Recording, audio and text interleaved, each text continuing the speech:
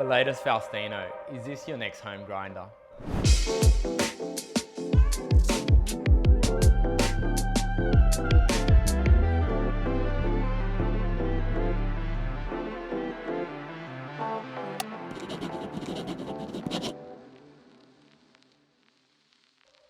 Hi, I'm Pedro from Copy Parts, and today we're looking at the latest Rocket Faustino V3.1, which is the 2022 version of the Faustino.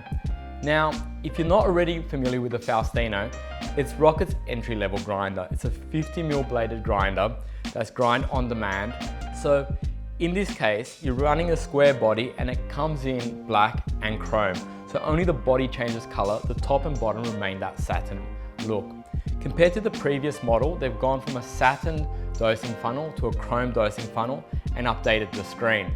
So we'll look at the screen in a second, but a couple other updates is that they moved the dial from the front to the rear here, and it's still a stepless grind, so you can grind infinitely. While grinding, it's actually the bottom blade that moves up and down, so you can open the top blade for cleaning and put it back without losing your grind adjustment, which we'll do a bit later in the video.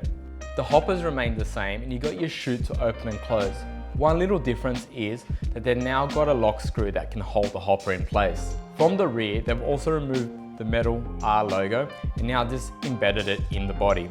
One other little change is actually the portafilter support here.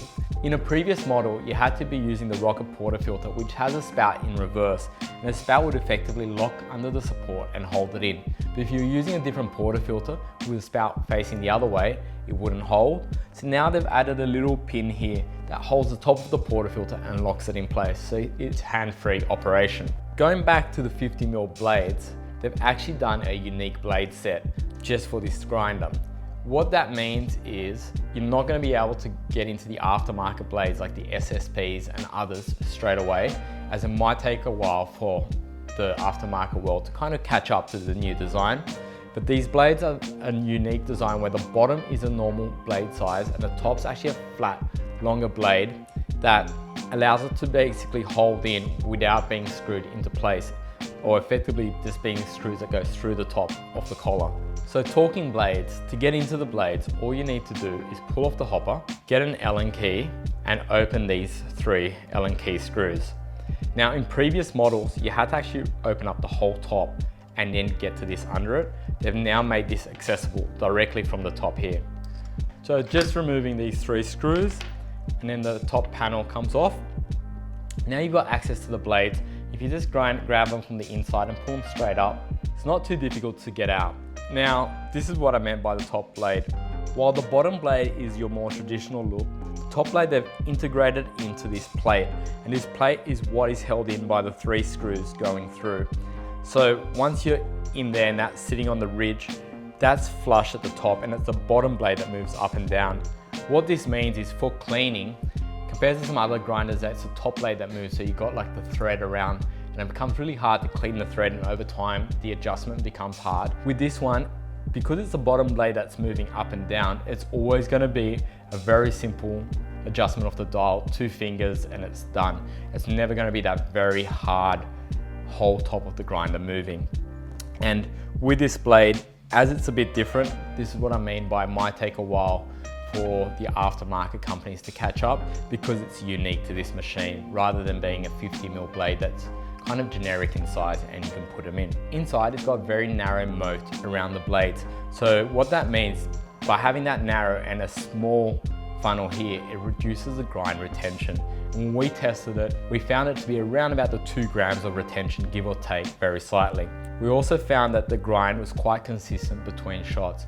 When we were grinding out 20 grams, we were getting a very small variance between the 2, keeping in mind these are 2 grams of retention.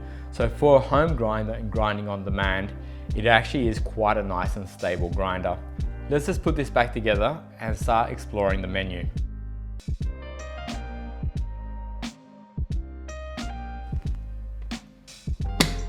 Now that it's back together, let's turn on the grinder and explore the menu.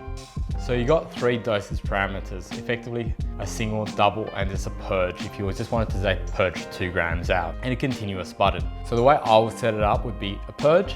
So in the morning I just purge 2 grams just to make sure my coffee is the freshest possible, and then having a single and a double, I'll always drink a double, so I'll only effectively be using 2 of those settings.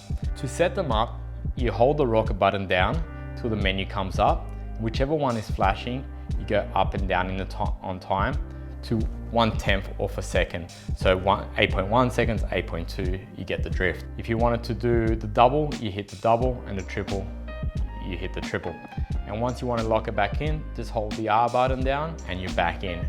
So now if you put in your portafilter and hit the time you want, you'll just grind to that time. Or you can continuously grind in case you need to top up, and it is quite sensitive to be able to continuously grind a very small amount. A common size for espresso now is grinding 20 grams out. So let's tar the portafilter and see how long it takes to grind 20 grams. We've tarred it, we're putting it in.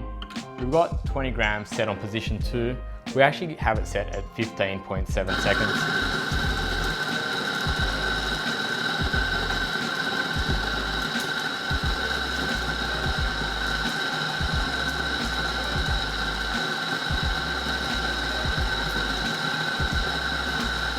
One thing is the grind does look very consistent without much clumping. Just pulling it out and weighing it on, and we've got 20.2 grams. So we got just a bit more than we wanted, but very close to 20 grams in 15.7 seconds. Probably could drop that down to 15.6, 15.5, but that will depend on your grind adjustment. So there you have it, the Faustino 3.1, with a few minor adjustments being the portafilter support, the new screen, ability to have 3 pre-selected times, moving the dial just back, and being able to now clean the blades without taking the whole top of the machine off. This machine was actually a prototype machine, but the final machine is going to look almost identical. So is it your next home machine? Let me know. In saying that, if you have any questions, leave a comment below and we'll get back to you. Also, if you've liked this video, hit the thumbs up, and as usual, subscribe. Thank you.